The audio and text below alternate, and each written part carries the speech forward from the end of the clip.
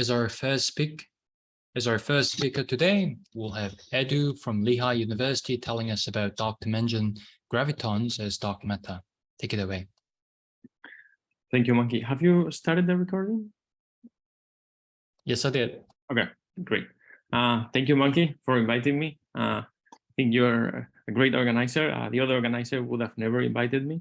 I'm really happy to be here discussing this paper. I'm going to talk about this work with Georges Obeid, Miguel Montero, Kurun Bafa, but also ongoing work. First, I will briefly discuss the distance conjecture.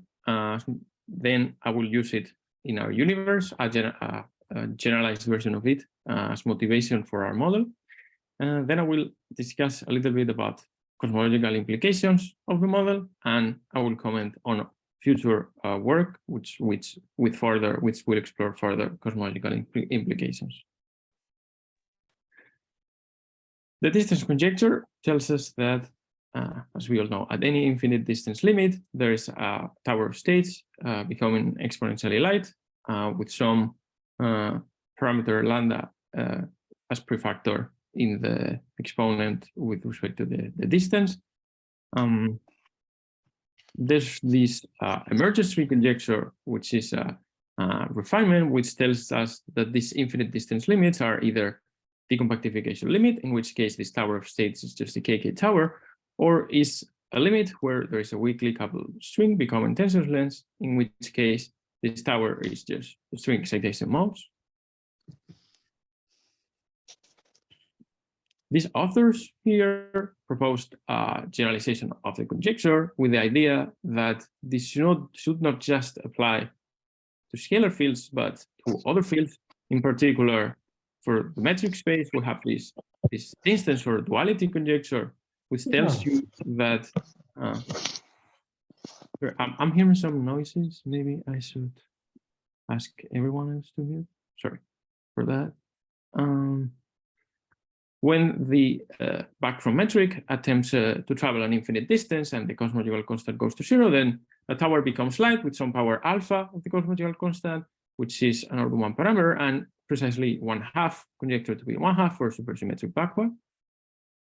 Now, in string theory, we have a landscape of solutions, and they come in infinite families, and we have evidence in ADS for this conjecture.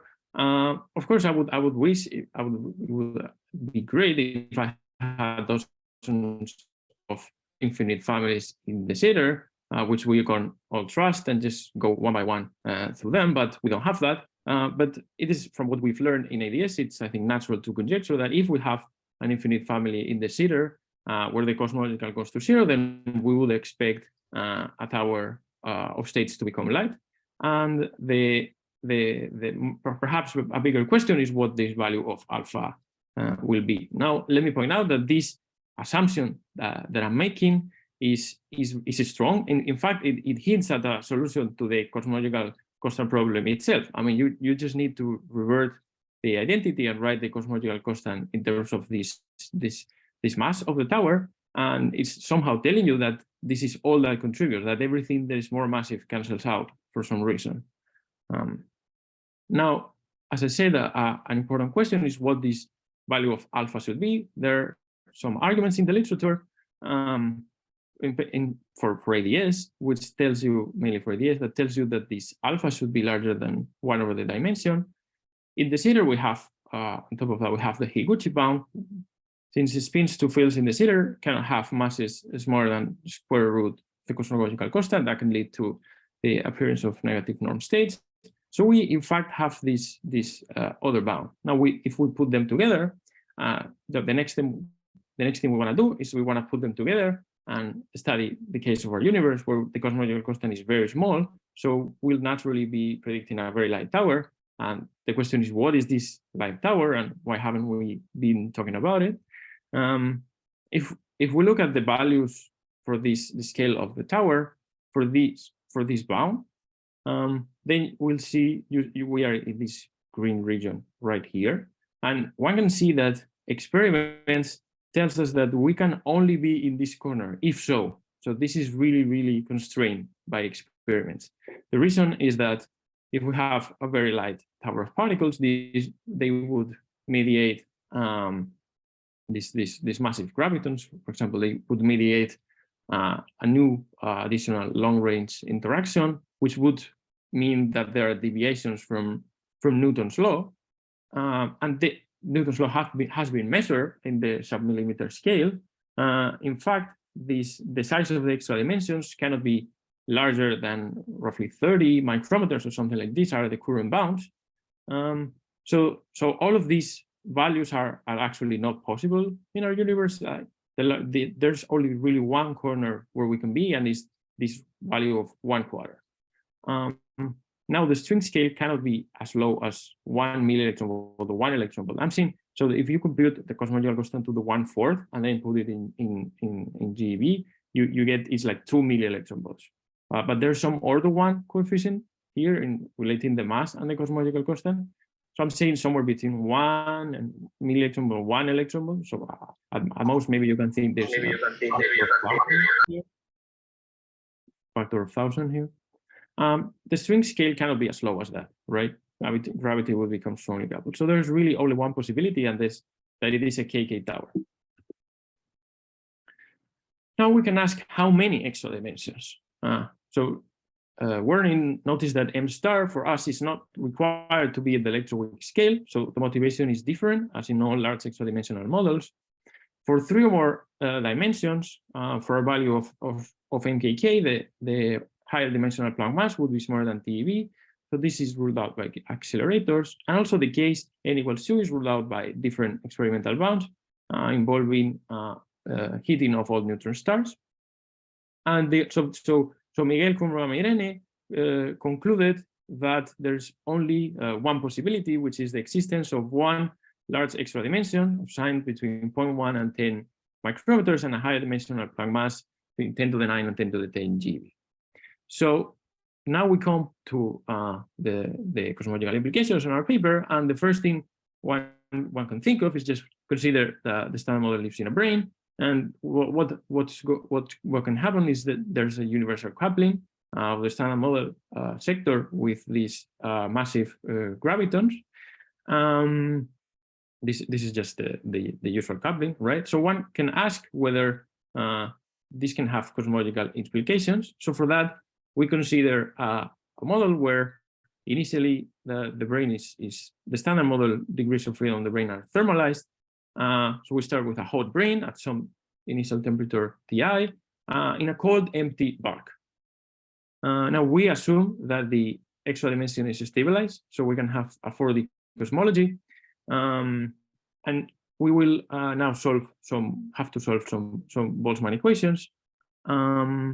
The first thing we're going to take into account is this production by collisions on the brane, and the other effect that we will take into account for the moment is this dilution of the number density of species because of the expansion of the universe, right? So what we'll do is write differential equations for this y, which is just the number density over t cubed.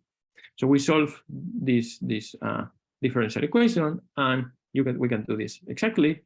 We know all the couplings, except we introduce some order 1 factor lambda to account for the things that we don't know. Like, for example, we don't know what's the precise overlap between the bulk graviton wave functions and the standard model brane.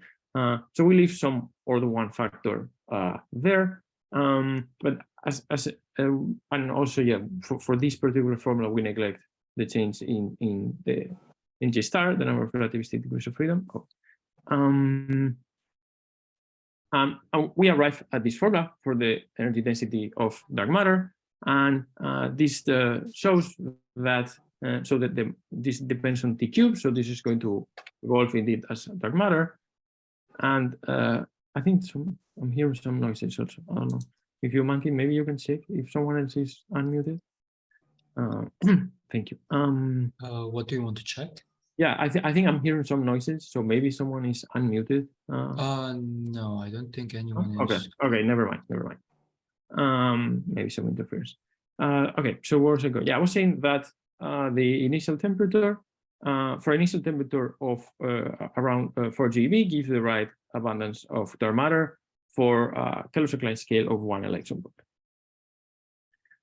Now, what other requirements should a candidate for dark matter have, right? I mean, it has to be non-interacting, very weakly coupled, so that comes for free. We just have gravitons, but it also have to be stable, right? There's strong bounds on the case of dark matter during matter domination. For example, this comes from CMB. These are the case to electrons and photons, and our gravitons, our dark gravitons, our massive gravitons, will couple to the standard model. And you can compute the rate, again, with some order 1 unknown coefficient. An agreement with CMB bounds require that during matter domination, the mass of dark matter has to be smaller than 1 mega electron volt. And this can seem at first sight problematic, since we start with masses of GeV, right? The initial temperature had to be like 4 GeV or something. We really had to go back early in the universe to find a significant production of dark gravitons from collisions on the standard model brane. So now, what can we say about decays within the tower? This could lower the mass of dark matter. So what can we try to say about them without making super detailed assumptions? Now, as a general expectation, there will be no isometries in the large extra dimension. So KK momentum is not necessarily conserved. So similar to what these authors did in this paper, the violation of KK mode number can be regarded as having this vacuum expectation value for the nth mode of some dimensional field. For these guys, it was a scalar, but you can also think there's some curvature on the large extra dimension, and then it's just given by the background metric. So you just expand the Einstein-Hilbert action, and suppressing here the indices, you get some term which can mediate a decay inside the tower. Now, so there will be some violation of momentum index, momentum conservation in the extra dimension, and the mass loss in its decay will be proportional to the amount of momentum violation that you can have, and the total mass in the dark sector will not change appreciably if this violation of momentum is small. Now, saying that this violation of momentum is small is actually equivalent to saying that the dimension is smooth and homogeneous at scales smaller than the size of the extra dimension itself, right? Which is the natural thing. I mean, otherwise it would have been really, really difficult to understand. Or justify.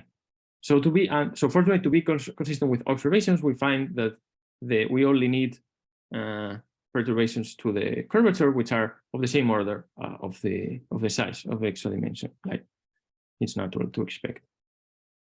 Now we introduce some additional unknown constant beta to parameterize the ignorance about the decays. For example, what are the vacuum expectation value of the KK modes parameterizing the inhomogeneities in the dark dimension, the overlaps between these KK modes, and also the number of towers which are available to decay.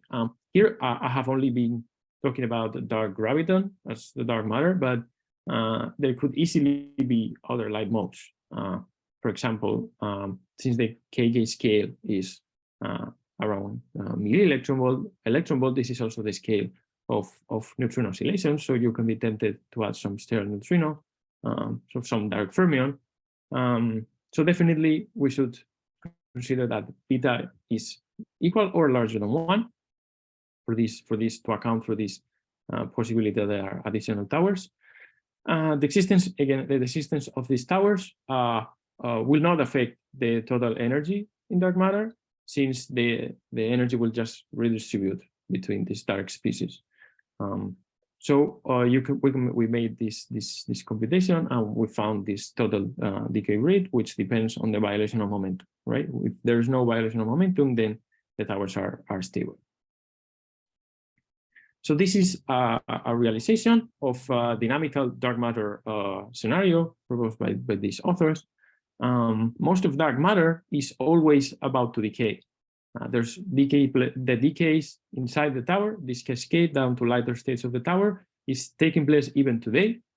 And this allows us to find a a formula for the mass of the dark matter. Since the lifetime is determined by the mass, we can just equate the lifetime with a given time, and this helps us find which is where most of the dark matter mass is at a given time, which is the mass that is about to decay. And it's given by this formula. For example, for this choice of parameter, particular choice beta equals 20, delta n equals 100, we found that the dark matter mass the equality is 1 mega electron volt, and today is like 50 keV. This could change up to an order 1 number if we make a different choice of parameters, like for example lower mkk a little bit. In this case, we're taking 1 electron volt per mkk. Now, this formula that we have for the dark matter mass, this one that I explained where it comes from right here, I just plotted here. So we find that initially, when they are produced, the initial temperature is like 4 GeV, so they can have masses up to 10 GeV. By the time we get to equality, their mass has dropped to 1 mega electron volt, and by the time we get to the present, they have decayed to like 50 keV or something like this. Here I show the initial distribution. So if I said that the initial temperature is like 4 GeV, right? We should expect that some time, we should let some time pass by so that the production has taken place, but not enough time so that the decays are important, right? So this figure, to obtain this figure, we solve the Boltzmann equations numerically, and this is not just the simple first thing that we did, right? With no decays. Here we take everything into account. We take into account the production, we take into account the expansion of the universe, and we take into account the decays that take place from higher to lighter states in the tower, and we take into account the decays to the standard model, which we find to be negligible. And well, as we see initially, for the temperature 1 GeV, it peaks of 20 GeV. If we evolve the time to the equality, the mass has dropped down to 1 mega electron volt. Remember that we had to be somewhere around the mega electron volt so that the decay rate back to the standard model brane is not too large, because that would be in disagreement with observations and bounds on the stability of dark matter. If we evolve even further, then the distribution today, where the temperature today, I think we took 0.2 milli electron volts.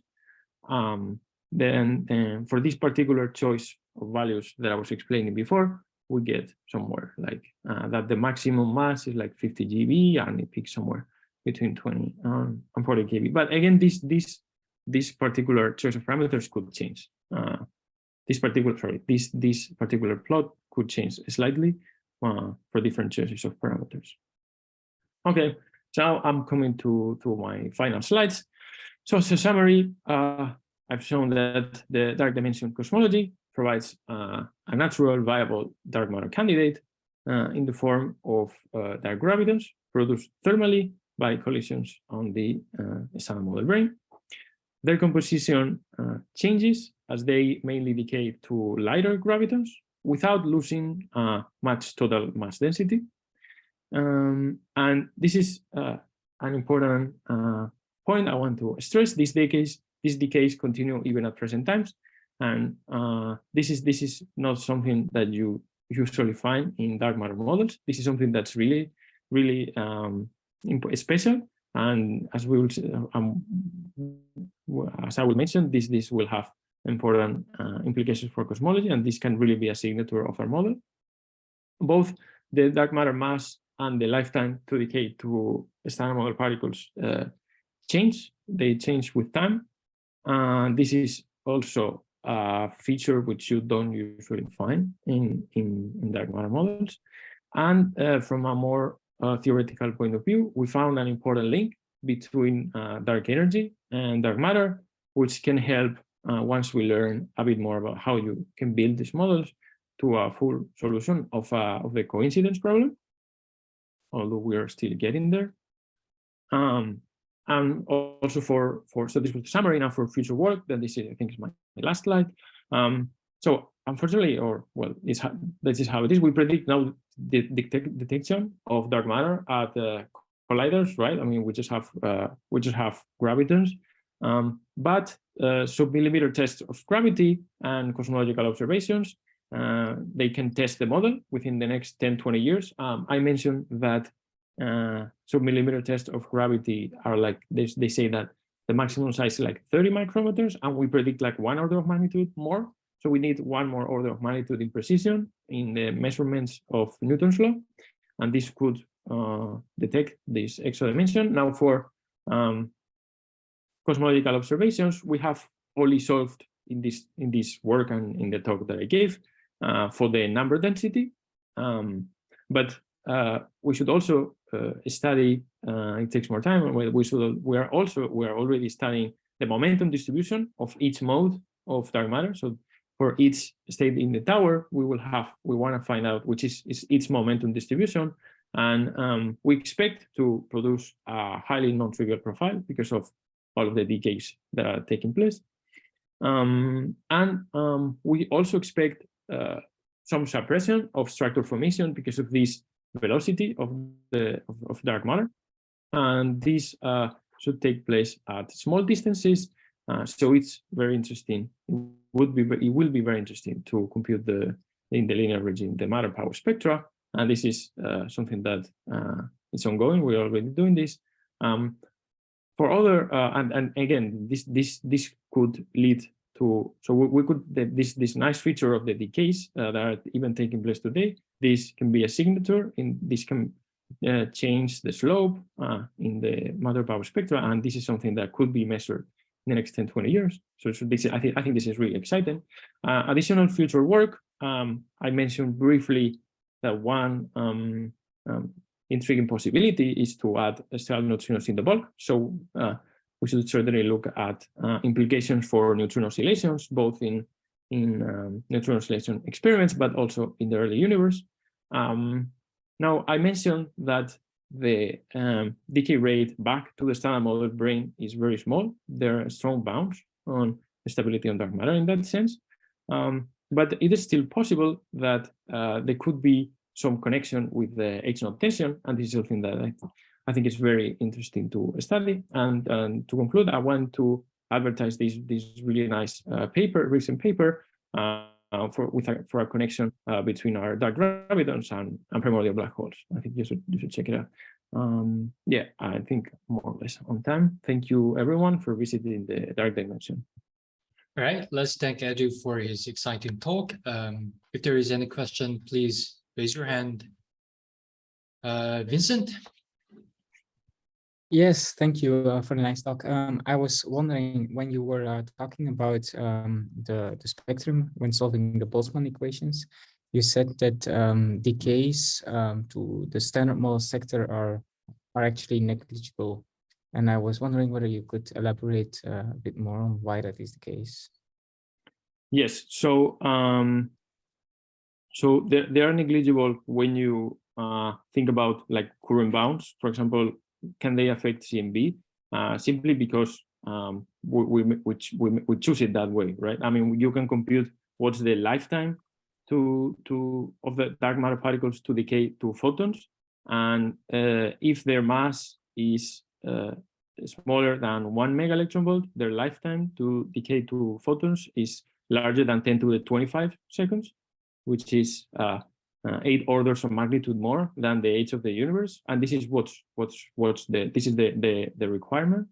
And also, if you think about the profiles of the dark matter, this is irrelevant. All that matters is the decay rate, the decays that take place inside the tower. They cascade from higher to lighter states in the tower. Okay, thank you. Thank you for the question. Is there any other question? from the audience? Hi, Edu. Yes. Yeah. So, does the model still work if you put more brains in the compact dimension? It's a good question. I haven't thought about it. Like you, so what kind of objects do you what do you want to put in the other brain? Like, No, I mean, I'm just thinking about, like, it looks like a fine tuning to have just one brain there. No, I mean, could you have other? I mean, but the standard model would not live in those brains. Like you want to have right? some, I know. But, did you think about that? I guess it won't change things much, no? I don't see why it would affect like our universe, no?